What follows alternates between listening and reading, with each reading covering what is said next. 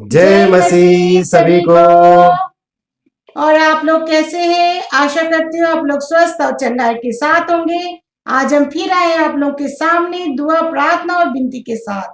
जी हाँ भाई बहनों, धन्यवाद करते हैं आप सभी का कि आप हमारे सभी कंटेंट, सभी सब्जेक्ट, सभी विषयों को सुन रहे हैं, देख रहे हैं, और हम ऐसी आशा, ऐसी उम्मीद करते हैं कि आप उस पर अमल भी करते होंगे।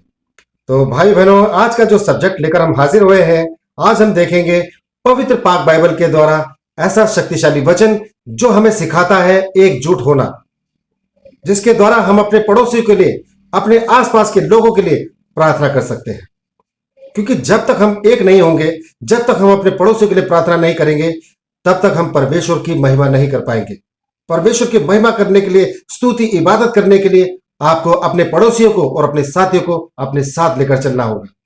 जिस तरह से प्रभु यीशु मसीह अकेले नहीं चलते थे, बहुत सारी भीड़ उनके पीछे पीछे चलती थी, वो सबको अपना सुसमाचार सुनाते थे। इसी तरह आपका कर्तव्य है, आपके ऊपर परमेश्वर यीशु मसीह की आशीष है, ब्लेसिंग्स है। क्योंकि आप दुआ करते हैं, प्रार्थना करते हैं, तो इस आशीष को, इस ब्लेसिंग्स को बांटिए, अपने तक ना रखिए, इसको बांटिए अपने पड़ोसियों के साथ, अपने संगी साथियों के साथ इसको शेयर कीजिए, इसको बांटिए। तब आप मिलकर जब प्रेयर करेंगे तो परमेश्वर यीशु मसीह आपको बहुत बड़ा इनाम देता है, जो आपके लिए उस जगह पर रखा हुआ है जहां हर कोई जाने की तमन्ना रखता है।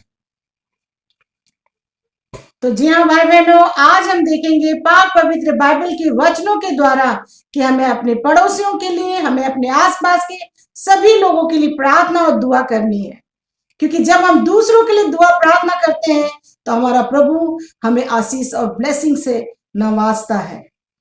तो जी हाँ भाई बहनों, हमें सभी के लिए दुआ प्रार्थना करनी है। तो भाई बहनों, बढ़ते हैं शक्तिशाली वचन की तरफ। इस वचन को हम पूरा पढ़ेंगे और आप इस वचन को सुनिए कि प्रभु का वचन हमसे क्या कहता है। अतः हम बलवानों को चाहिए कि निर्बलों की निर्बलताओं को सहे, ना कि अपने आप को प्रसन्न करे। हम में से हर एक अपने पड़ोसी को उसकी भलाई के लिए प्रसन्न करे कि उसकी उन्नति हो, क्योंकि मसीह ने अपने आप को प्रसन्न नहीं किया। पर जैसा लिखा है, तेरे निंदकों की निंदा मुझ पर आ पड़ी।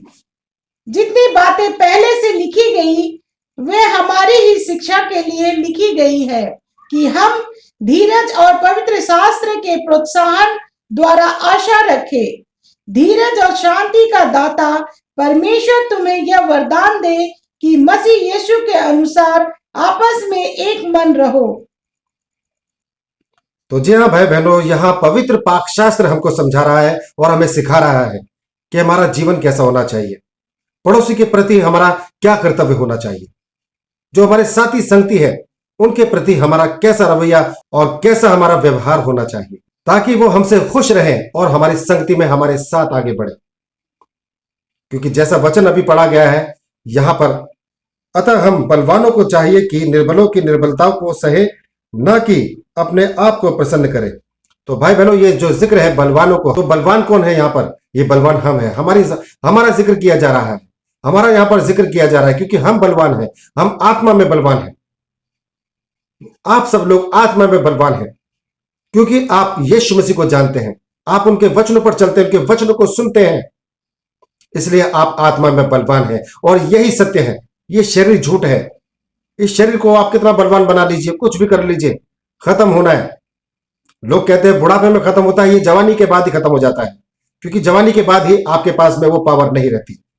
इसलिए आप आत्मा में बलवान हैं, क्योंकि शरीर के बाद में आत्मा ही रहती है। और खुदा के नजदीक जो हम इंसान है, जो शरीर है, वो तुच्छ है। आत्मा को बचाना है, और यहां आत्मा का ही जिक्र हो रहा है। आप प्रभु यीशु मसीह को जानते हैं, मानते हैं, पवित्र पाक वचनों को पढ़ते हैं, तो आप आत्मा में बलवान हो गए हैं, बलवंत होते जा रहे हैं। और जैसा अभी लिखा है यहां पर कि निर्बलों की निर्बलताओं को सह ले। तो भाई बहनों, निर्बल वो लोग हैं जो आपके इर्द गिर्द हैं, जो प्रभु यीशु मसीह को ठीक से जानते नहीं हैं, जिनके कानों में अभी तक प्रभु यीशु मसीह के पवित्र पाक शक्तिशाली वचन नहीं पहुंचे। उनकी निर्बलताओं को सह ले, उनकी निर्बलताओं को सह ले, क्योंकि आप बलवंत हैं, तो आप सह सकते हैं, आप उनको माफ कर सकते हैं। जिस तरह वो आपके साथ कार्य करते हैं, या जो जिस भी तरह से वो आपके साथ पेश आते हैं, आप उनको माफ कर सकते हैं, क्योंकि आप बलवान हैं, आप बड़े हो गए हैं, आत्मा में आप उनसे बहुत बड़े हैं और बहुत ज्यादा आगे हैं। और इन बातों के बाद आपको खुद को प्रसन्न नहीं करना है, खुद पर घमंड नहीं करना है कि हाँ मैं आत्मा में बलवंत हो गया हूं, हाँ मैं प्रभु यीशु मसीह के पवित्र कलामातों को पढ़ रहा हूं, मेरी जिंदगी में कार्य हो रहे हैं। नहीं भाई बहनों, आपने उनको सिखाना है जो निर्बल है, जिसके पास प्रभु यीशु मसीह का वचन नहीं है, जो पूरी तरह से आत्मा में निर्बल है। आपने उनको सिखाना है।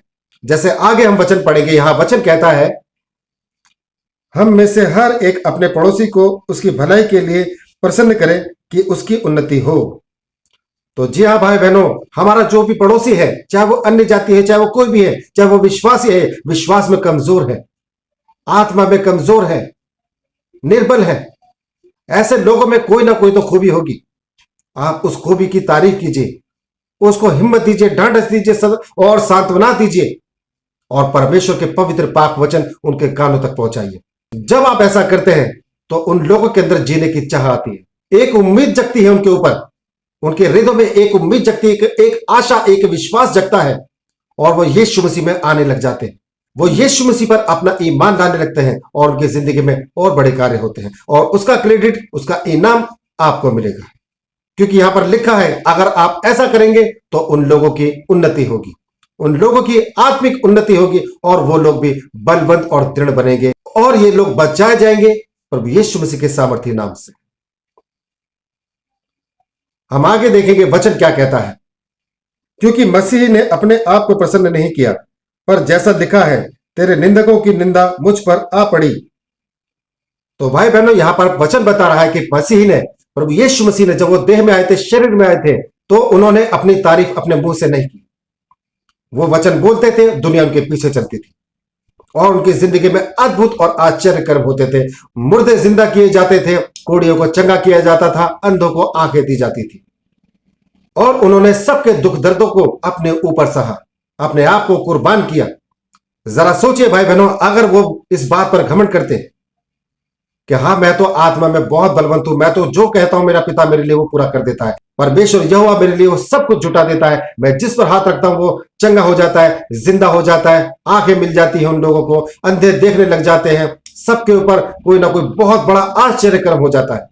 अगर प्रभु यीशु मसीह इस बात पर घमंड करते तो जैसा लिखा है यहां पर वैसा होता। जैसे यहां लिखा है, तेरे निंदकों की निंदा मुझ पर आ पड़ी है। अगर आप घमंड करते हैं, क्योंकि प्रभु यीशु मसीह ने कभी घमंड नहीं किया, उन्होंने लोगों को जीवन दान दिया, लेकिन अगर हम इस विरोध में चलते हैं, अगर हम आत्मा में बलवंत हैं और हम सोचते हैं कि हमारे पास ही सब कुछ है, प्रभु यीशु मसीह हमारी बातों को सुनता है, हमारी प्रार्थना को सुनता है, और वो सुनता है, आपकी प्रार्थना का जवाब भी देता है और उत्तर भी देता है, मगर आपने इस बात पर घमंड नहीं करना है। अगर आप इस बात पर घमंड करते हैं और अपने आप को और बड़ा दिखाते हैं, तो आपके पड़ोसी जो आपके अगेंस्ट बोलते हैं वो आपके लिए ज्यादा बोलेंगे, और उनके द्वारा जो निंदा आपके लिए की जाएगी वो निंदा प्रभु यीशु मसीह के ऊपर लगेगी। तो इस बात का ध्यान रखें, होशियार रहें। यहां लिखा गया है परमेश्वर के पाक वचन में कि तेरे निंदकों की निंदा मुझ पर आ पड़ी है। तो ऐसा बिल्कुल नहीं करना है, आपने इस बात में होशियार रहना है, घबराना है ऐसी बात से, क्योंकि अगर कोई आपकी निंदा करता है तो वो निंदा प्रभु यीशु मसीह के ऊपर जाती है। इसलिए अपने व्यवहार को, अपने बातों को, अपने तरीके को ऐसा बनाइए कि आपके जो आस पड़ोसी है, आपके जो साथी संगती है, वो आपकी बातों को सुने और आपको माने कि हाँ, आपके द्वारा जो बातें कही जाती है, जो बताया जाता है, वो साक्षात प्रभु यीशु मसीह के द्वारा कही गई। इससे आपकी तारीफ होगी, और ये तारीफ आपको नहीं, प्रभु यीशु मसीह को मिलेगी। इससे हमारे प्रभु की महिमा होती है। इस तरह का व्यवहार करना है, इस तरह का व्यवहार रखना है, और इस काबिल अपने आप को बनाना है। हम आगे देखेंगे वचन में, जितनी बातें पहले से लिखी गई वे हमारी शिक्षा के लिए लिखी गई हैं कि हम धीरज और पवित्र शास्त्र के प्रोत्साहन द्वारा आशा रखें। तो जी हाँ भाई बहनों, अगर आप पवित्र पाक बाइबल को पढ़ते हैं, इन वचनों को पढ़ते हैं, इन पर अमल करते हैं, तो आप वैसा ही चलेंगे जैसा प्रभु यीशु मसीह आपको चलाना चाहता है। जो शिक्षा प्रभु यीशु मसीह ने अपने शिष्यों को दी, वही शिक्षा पर आप भी चलेंगे। और जब आप ऐसी शिक्षा पर चलेंगे, इन पवित्र पाक वचनों को मानेंगे, इन पर अमल करेंगे, तो स्वर्ग का राज्य आपका है। आप तो बचाए जाते हैं, आपका घराना, आपका परिवार भी बचाया जाता है। हम आगे देखेंगे वचन में, परमेश्वर का वचन यहां पर कहता है, धीरज और शांति का दाता परमेश्वर तुम्हें यह वरदान दे कि मसीह यीशु के अनुसार आपस में एक मन रहो। तो जी हाँ भाई बहनों, यहां परमेश्वर का वचन हमें आगे बता रहा है और हमें सिखा रहा है, धीरज और शांति का दाता वो है प्रभु यीशु मसीह। तो प्रभु यीशु मसीह का पाक वचन यहाँ पे हमें कह रहा है कि आपस में एक मन रहिए। तो भाई बहनों, हमको एक मन रहना है। अगर हम एक मन होते हैं, अगर हम किसी अपने पड़ोसी की बड़ाई करते हैं, उसको आगे बढ़ाते हैं, तो वो परमेश्वर यीशु मसीह के पवित्र पाक वचनों को सुनने के लिए तैयार रहता है। आपने इन बातों का ध्यान रखना है कि आपके द्वारा कोई ऐसा कार्य ना हो जो आपके लिए ठोकर का कारण बन जाए। आपने अपने साथियों को, अपने जान पहचान के लोगों को अपने साथ लेकर चलना है, ताकि आपके साथ वो सभी लोग भी बचाए जाए। ऐसी दया अपने मनों में रखिए। इसीलिए कहा गया है कि हम बलवंत हैं, हम लोग विश्वासी लोग, आप सब लोग बलवंत हैं, क्योंकि हम प्रभु यीशु मसीह को जानते हैं और उसको अपना खुदा मानते हैं। क्योंकि प्रभु यीशु मसीह ने इन सभी लोगों को अपने स्वरूप में बनाया है, इसलिए इन सब लोगों के लिए दुआ करनी है, प्रार्थना करनी है, और इनके साथ इसी तरह से आपने पेश आना है जैसे वचन बता रहा है। बहुत ही संयम के साथ में, बहुत आदर और सम्मान के साथ में इन लोगों के साथ आपने बने रहना है, ताकि ये परमेश्वर के वचन को आपके जुबान से सुनना चाहे। इनमें अगर कोई अच्छी बात है तो उसमें तारीफ कीजिए, ताकि ये इनकरेज हो जाए प्रभु यीशु मसीह के पाक वचन को सुनने के लिए। अगर ऐसा होता है तो आपके लिए बहुत बड़ा इनाम स्वर्ग में है, और ये लोग भी बचाए जाएंगे। इसका इनाम आपको मिलेगा, क्योंकि आप प्रभु यीशु मसीह के शक्तिशाली वचन उन लोगों के कानों तक पहुंचा रहे हैं, और उनके घरों में जो अशांति थी, जो दुर्व्यवहार था, जो बेकारी थी, जो टेंशन थी, जो दुख था, तकलीफ थी, पीड़ा थी, वो प्रभु यीशु मसीह के पवित्र पाक वचनों के सुनने से धीरे धीरे समाप्त होती चली जाती है, और वो लोग आपके साथ आ जाते हैं। और जब आप उन लोगों के साथ दुआ करते हैं, प्रार्थना करते हैं, तो परमेश्वर यीशु मसीह आपको बड़ी बड़ी आशीष और ब्लेसिंग से नवाजता है। प्रभु यीशु मसीह खुश होते हैं कि मेरे बच्चों ने बाकी बच्चों को भी बचाया है। कोई भी जहन्नुम ना जाए, कोई भी नरक ना जाए, ऐसा प्रभु यीशु मसीह हमारे लिए चाहता है। हमारा खुदा प्रभु यीशु मसीह नहीं चाहता है कि उनका बनाया हुआ एक भी बच्चा जहन्नुम की आग में जले। इसलिए भाई बहनों, विश्वास में बने रहिए और लोगों को भी विश्वास में लाइए, ताकि अनंत जीवन उन लोगों को भी मिले। जैसे आप बलवंत हैं, वो लोग भी बलवंत किए जाए जो निर्बल हैं।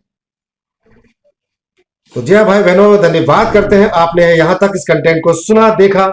हम ऐसी आशा से उम्मीद करते हैं आप इस सब्जेक्ट को अपने सगे संबंधियों तक, रिश्तेदारों तक और जान पहचान के लोगों तक जरूर शेयर कीजिए, ताकि इन लोगों तक भी परमेश्वर के पवित्र पाक वचन बड़ी आशीष के रूप में पहुंचने पाए।